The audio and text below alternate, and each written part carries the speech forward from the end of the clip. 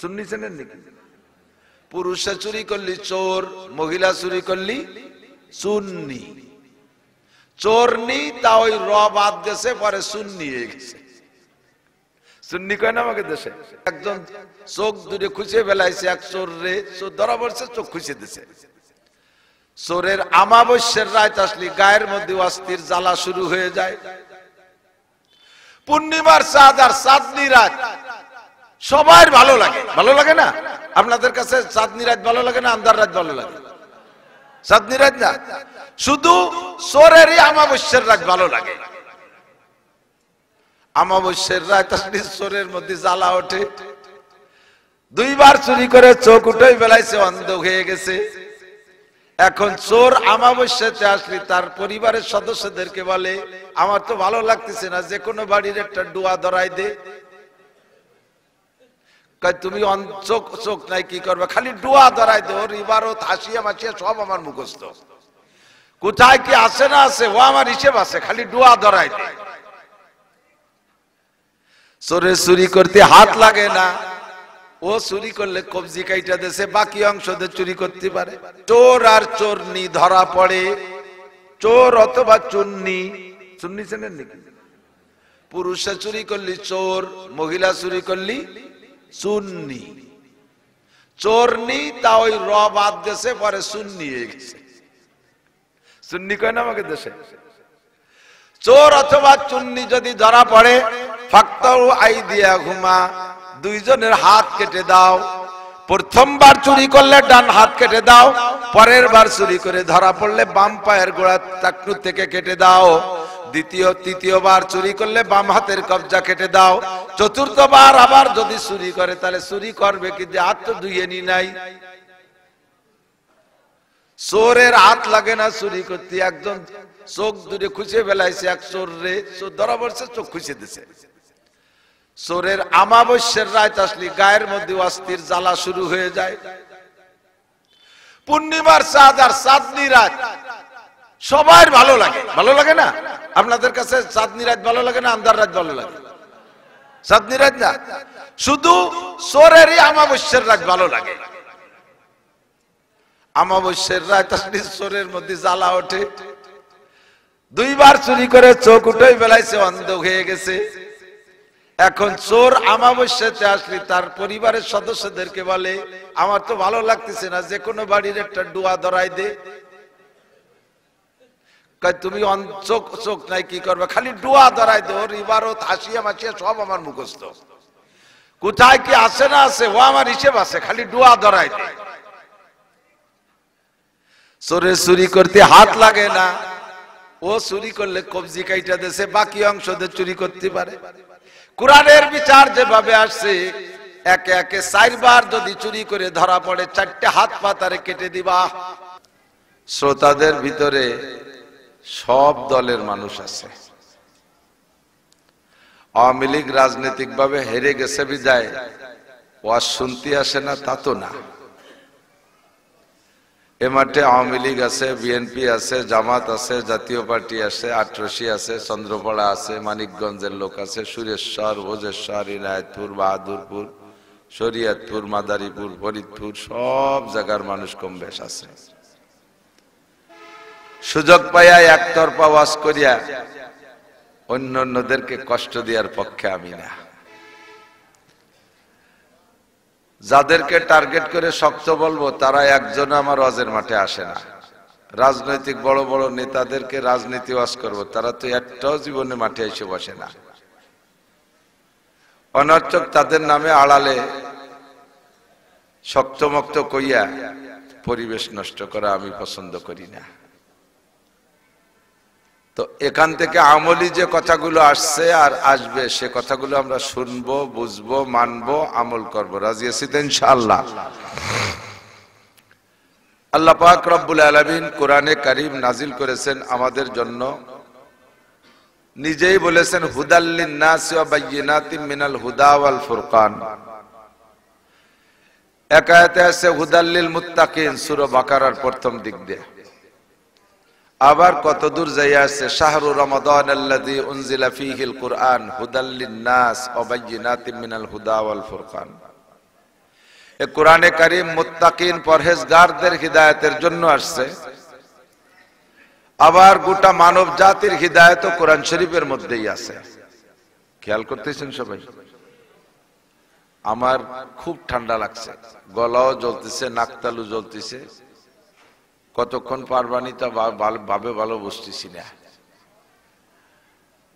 আমাদের হযরত মাওলানা আব্দুর রব ফরিদি, কণ্ঠ ভালো, পরিষ্কার জবান, বহুত বড় আলেম। আল্লাহ তাআলা তাকে একটা কারামতি দেশে, সে যতক্ষণ ওয়াজ করে কালেকশনও যদি রাতভর করে তবুও মানুষ ওঠে না। এর জন্য আমি আন্তরিকভাবে দোয়া করি, আমাদের সব বড় বড় মাদ্রাসার মাহফিলে আব্দুর রব ফরিদি সাহেব বয়ান করে, শুনে পেট ভরে গেছে। এখন অল্পের মধ্যে দুই চারটে কথা। আল্লাহ পাক কোরআনে কারীম নাজিল করেছেন আমাদের হিদায়াতের জন্য, নাকি বলেন? মুত্তাকিনদের হিদায়াত কোরআন শরীফের মধ্যে। গায়ের মুত্তাকিন হিন্দু, বৌদ্ধ, খ্রিস্টান, ইহুদ, নাসারা, নাস্তিক, মুরতাদ, বেঈমান, কাফের, মুশরিক, যত জাতি আছে সকল জাতির হিদায়াতের জন্য একমাত্র সিলেবাস কোরআনে কারীম। একটু ঠিক কোন? আপনারা ঠিক করলিও ঠিক, না করলিও ঠিক। আমি তো আগেও ছিলাম লক্ষ্মী ভাষা, এখনো তো আছি। তো সেই সময় যখন আগের বার ছিলাম 2001, 2, 3 অল্প অল্প মাঠে বয়ান করতাম। আমার এই লক্ষ্মী ভাষার মুরব্বী যারা ছিলেন তার মধ্যে আব্দুল কাইয়ুম মাস্টার কাকা আমাকে নিয়ে খুব ভাবতেন এবং খুব দোয়া করতেন। তো ওয়াজের মাঠে আমাদের বক্তাদের স্বভাব, আমরা কথা একটা বললি আপনাদের কাছে জিজ্ঞেস করি ঠিক না বেঠিক। তো ঠিক হলি আপনারা কোন ঠিক, বেঠিক হলি কোন বেঠিক। তো উনি আমারে বলতো, মিয়া ঠিক না বেঠিক তা পাবলিকই বুঝবে কি এরিয়া। ঠিক হলি তুমি কবা ঠিক, বেঠিক হলি তুমি কবা বেঠিক। এই যে অশিক্ষিত আছে এর মধ্যে লেখাপড়া জানে না, বা জানলিও জেনারেল জানে, কোরআন হাদিস জানে না, এই কথাটা ঠিক না বেঠিক তো উনি যদি বুঝবে তেন এসে বসে থাকবে কে? কাজে এটা ওনাকে কাছে জিজ্ঞাসা করার বিষয় না, এটা তুমি বলবা ঠিক। কোরআনে কারীম আমাদের হিদায়াতের জন্য এসেছে, এ কথা ঠিক। আমি জিজ্ঞেস করি না, কিন্তু আমি কইছি ঠিক। কেউ বেঠিক কইলেও কইতে পারে, তাতে কিচ্ছু আসে যায় না।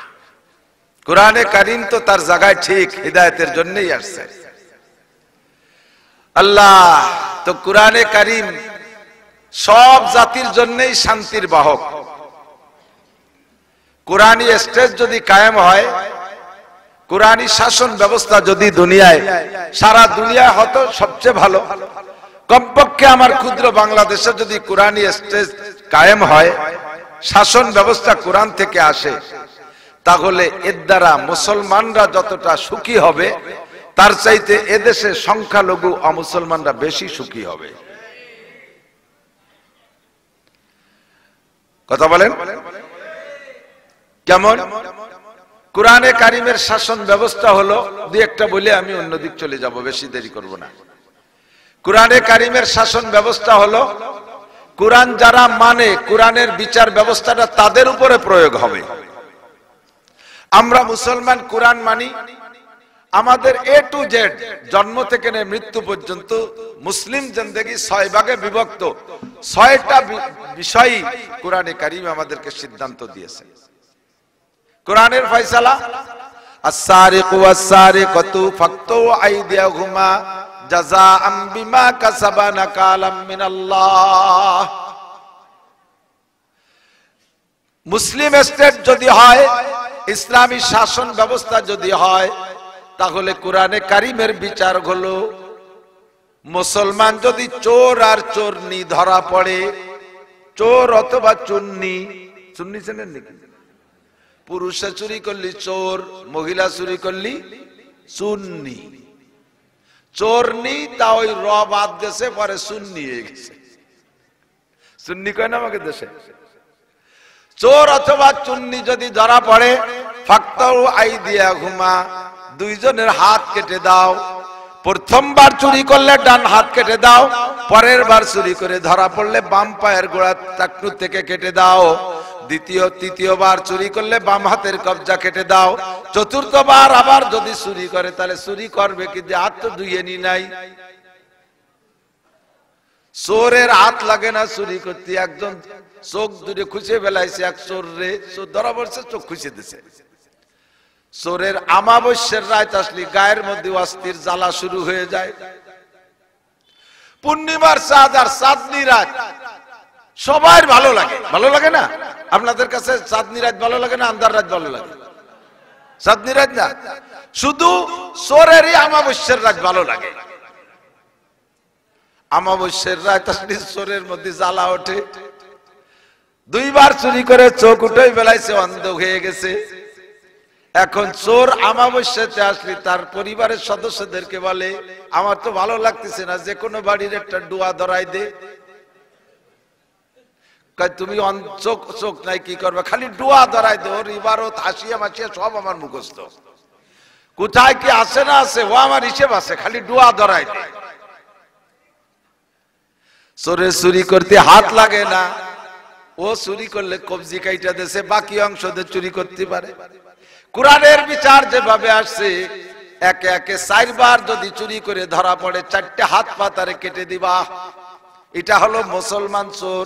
আর মুসলমান চুন্নি ধরা পড়লে এই বিচার। মুসলিম কান্ট্রিতে থাইকে যদি অমুসলমানরা চুরি করে, তাহলে তাদেরকে হাত কাটবা না, কারণ তারা তোমার কোরআনী ব্যবস্থা বিশ্বাস করে না, কোরআনী বিচার তারা মানে না। কোরআনের বিচার তাদের পর প্রয়োগ করলে তারা জুলুম মনে করবে। রাষ্ট্রের শাসন ব্যবস্থা ঠিক রাখার জন্য অন্য কোন বিচার ব্যবস্থা তোমরা করবা, সেটা শরিয়াতে গ্রহণ করবে, তবে তাদের হাত কাটবা না। চোখের সামনে প্রমাণ হলো, কোরআনী শাসন ব্যবস্থা যদি বাস্তবায়ন হয়, তাহলে মুসলমানের চাইতে অমুসলমানরা সুবিধে পায় বেশি, ঠিক না?